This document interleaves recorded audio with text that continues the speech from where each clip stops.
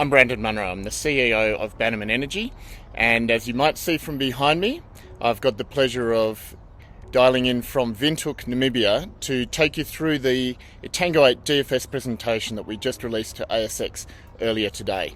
Now, the way I'd suggest you follow this is keep your finger close to the pause button.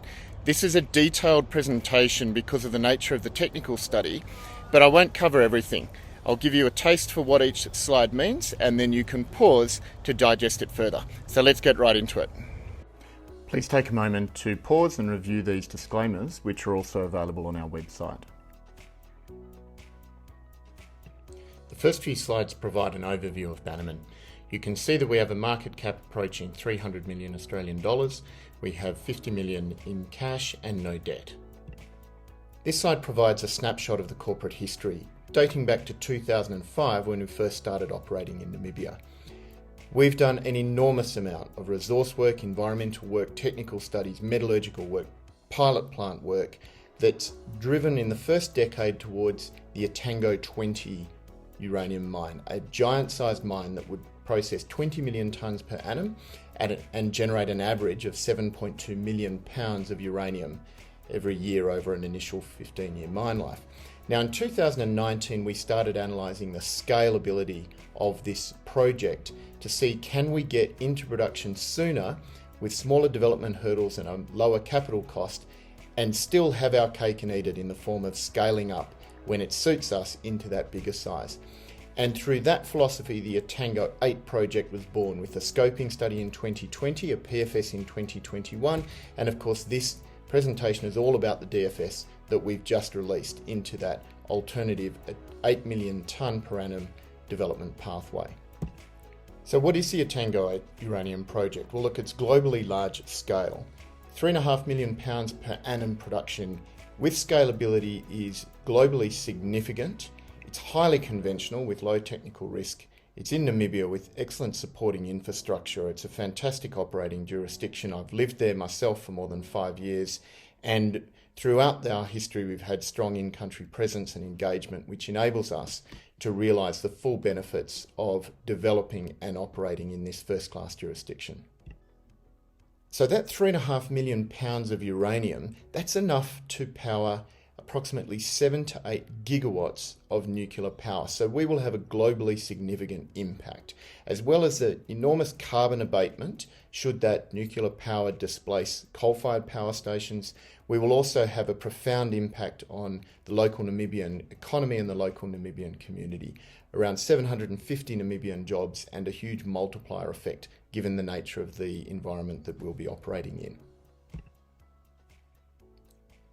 So with the release of this DFS, as a company, we are moving towards development. We are moving towards building this project to realise that globally significant impact I just talked about. We've got our mining licence application submitted. That was the main purpose for me being in Windhoek over the last couple of days. Completed the DFS. We've already started front-end engineering and design, which we're funding with equity rather than waiting for debt drawdown to proceed with that aspect of the project. And then we've got project financing, offtake, mining license approval and investment decision in front of us during the course of 2023. Now I'd like to talk you through the key messages from the detailed slides that present the key DFS outcomes. This slide takes you through the enormous body of technical study work undertaken on this project during its history, culminating, of course, in this definitive feasibility study. This document has been produced by a world-class group of technical consultants who are all leaders in their respective fields. We've gone to the A team of consultants who know mining uranium, who know how to do it in Namibia. The study has been prepared and written and led by Wood plc, who are the leaders in engineering in the mining sector in Southern Africa. And we've got a very heavy component of Namibian consultants who know the local landscape and now know how to develop and operate these types of uranium mines. A key attribute of the Etango project is its very low technical risk. It is as conventional and as simple as it gets in the uranium sector, quite literally. Conventional mining, conventional crushing, it can be crushed very coarse because it goes on to heap leaching, And to provide further de-risking and confidence to our customers and our financiers and other stakeholders, we constructed that heap leach demonstration plant and ran it for several years to put beyond all doubt the outstanding heap leaching results that can be achieved. And all of that study work is now being incorporated into the DFS itself. I've always maintained that Namibia is the world's best jurisdiction for bringing into production a new uranium project. Apart from the fact that Namibia has been exporting and producing uranium for more than 45 years and has all of that infrastructure associated with 3 operating uranium mines, it has the political support, the social support, all of the legal support necessary to mine uranium, and an environmental framework that, whilst very strict and high accountability, is pragmatic without interference from third parties. And as I said earlier, I know the country really well. I've been working here for over a decade, and I spent more than 5 years living in the place where I'm recording from now, Windhoek, the capital of Namibia. So let's quickly review the key conclusions from the definitive feasibility study. So first of all, it confirms the viability at a definitive level of this project that was established already in the PFS and the scoping study before that. Secondly, there is a vast body of technical work that underpins this document. What we released to the ASX was simply the executive summary. The total document, excluding attachments, runs into more than 950 pages. The heap leach processing route has been comprehensively de-risked by the heap leach demonstration plant, and here's another view of it in this photograph. And the project rigor, in other words, the risk profile of this project, has been improved further. First of all, we've adopted a more conservative construction schedule to reflect what's happening in the broader industry at the moment as we move into a boom. Secondly, we've incorporated a new investment into acid handling at the Walfish Bay port to give us further options for acid, one of our key reagent costs. And finally, as we move from pre-feasibility to definitive feasibility, there is a natural increase in the accuracy associated with all of the costs and all of the assumptions. Now let's touch on the key outcomes. As I've said, Etango-8 is an 8 million tonne per annum throughput to generate 3.5 million pounds of uranium over an initial life of 15 years. Total production is 53 million pounds. We obtain a processing yield of 87.8%, and the strip ratio of 2.22 is still very low by open pit standards. That generates an operating cost, excluding royalties, of $35 a pound, with a competitive pre-production capex of $317 million. At a $65 base case uranium price assumption, we end up with a post-tax NPV of $209 million US, a payback of 4.1 years, and a 17% post-tax internal rate of return. Now that was all at the base case assumption. What I'd like to talk about is the upside case that we've presented in this definitive feasibility study. So we present $65 as a price assumption and also $80 a pound as a price assumption. And we're very comfortable presenting that because of the view that we have on the uranium sector going forward and the incentive prices that will be required in order to bring on sufficient new production this decade to satisfy the demand for uranium across the nuclear power industry, not to even mention some of the secondary financial demand that we're starting to see in this sector. So for that 23% increase in price, let's analyse the leveraged effect that that has on this project's returns. So first of all, net cash flow increases by almost 70%. The NPV more than doubles. The internal rate of return post-tax goes up from 17% to almost 25%. And finally, the payback period drops by 30%. So you can see how for a relatively modest increase in selling price, we see a dramatic increase in the economics and the financial returns from this project. Now, of course, as an investor, you're welcome to look at uranium price assumptions beyond $80, and we do provide sensitivities in the DFS report itself. This is a good slide to hit the pause button. What I would like you to look at, just as you're having a review of these various numbers, is the unusual degree of continuity between the scoping study, the PFS and the DFS. Now, on the one hand, I'd like to claim that's because we do our work so well at Bannerman. And to be fair, there's a large degree of truth in that. But it's also not surprising to see that continuity, given that this project has already had definitive level test work done, definitive level reports produced, and an enormous body of pilot work undertaken over the last decade. However, what this means, not only for investors, but for financiers and for customers in the nuclear power sector, is it demonstrates the credibility of this project and the credibility of the team. When we put numbers out, even if it's a scoping study level of numbers, we treat those numbers and the underlying technical data behind them extremely seriously.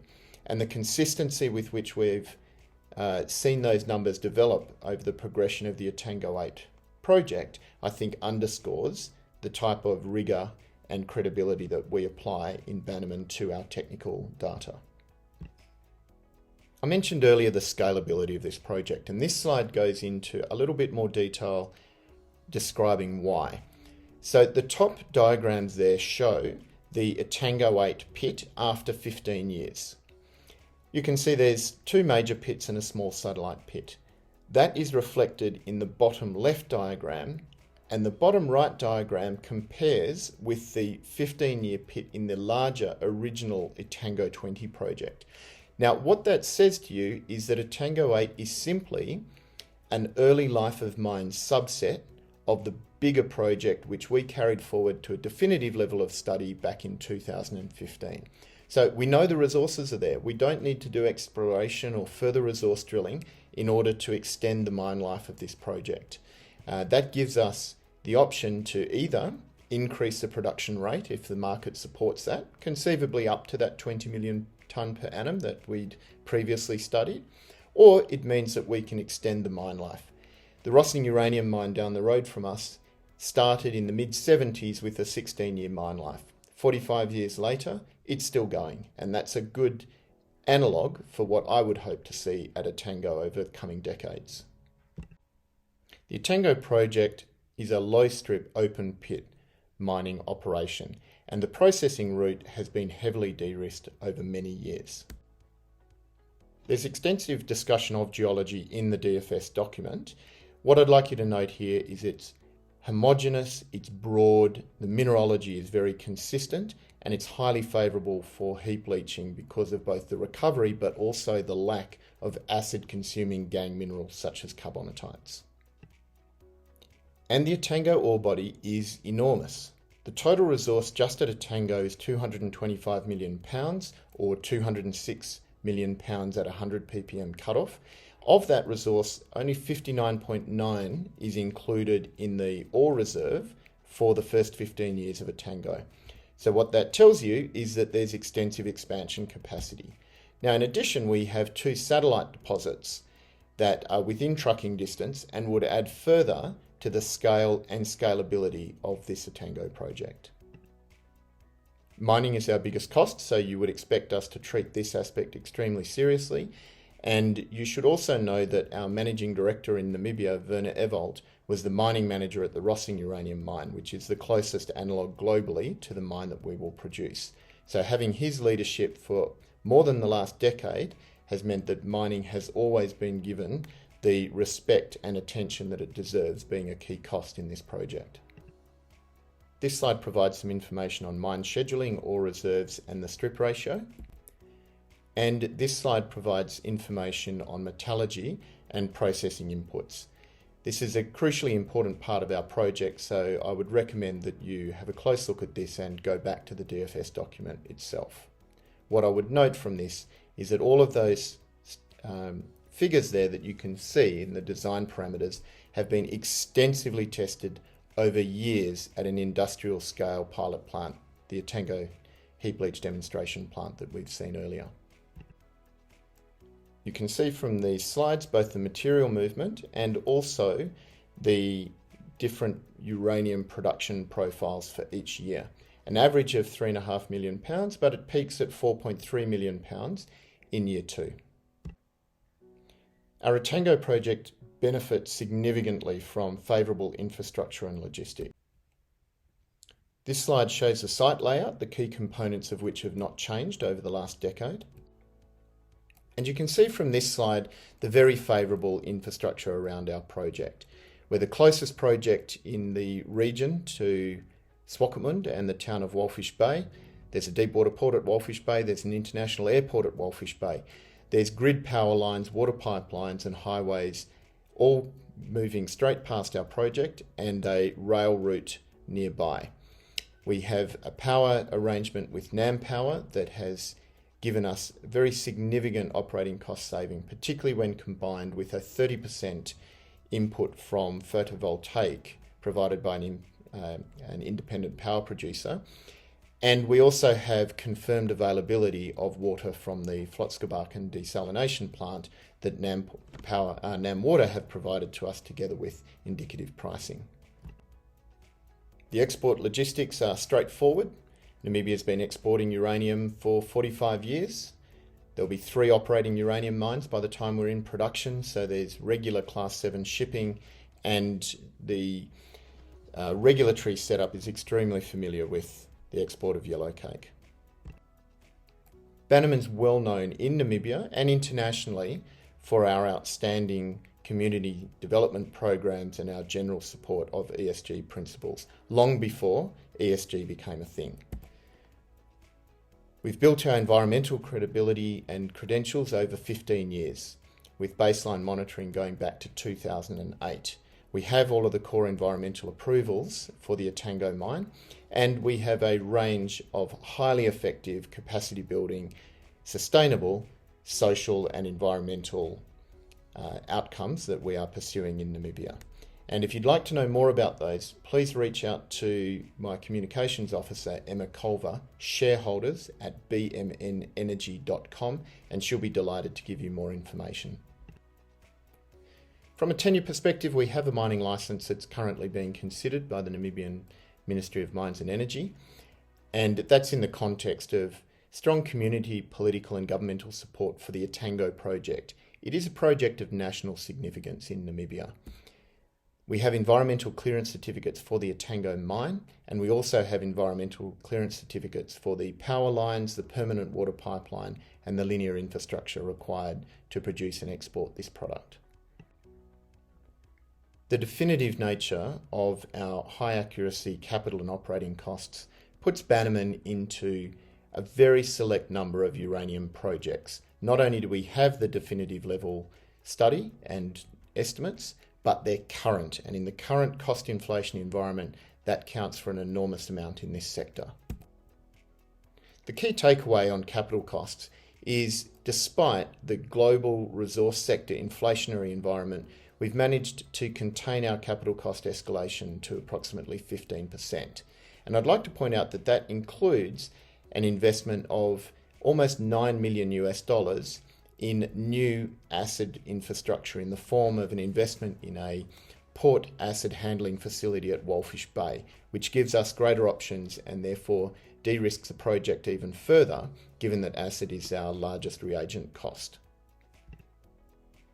On operating costs, we've achieved an outstanding result in that we've reduced OPEX by about 5%, and I must commend the team for an outstanding result given the current resources environment. So let's look at the financial impacts of this definitive feasibility study. Section 11 of the executive summary sets out in detail how we have justified a base case uranium price of $65 and also discusses the justification for the upside price of $80. This slide details the key financial metrics. I covered those earlier, so pause here to have a closer look. This slide shows the life of mine cash flow profile, and you can spend some time looking at our valuation and return sensitivities, including the exceptional upside leverage that we've got to the uranium price.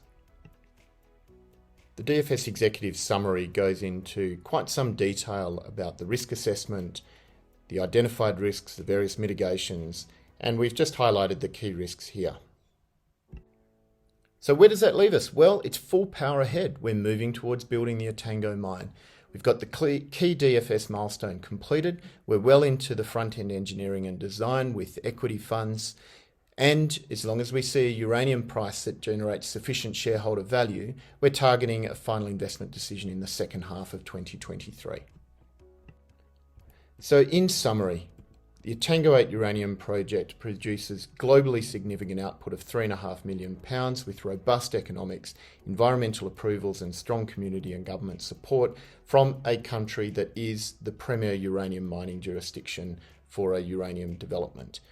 We've got low technical risk through definitive study work and a demonstration plant, and with the Etango-8 pathway and the potential to expand, we have a streamlined development path to meet forecast uranium sector deficits from 2026.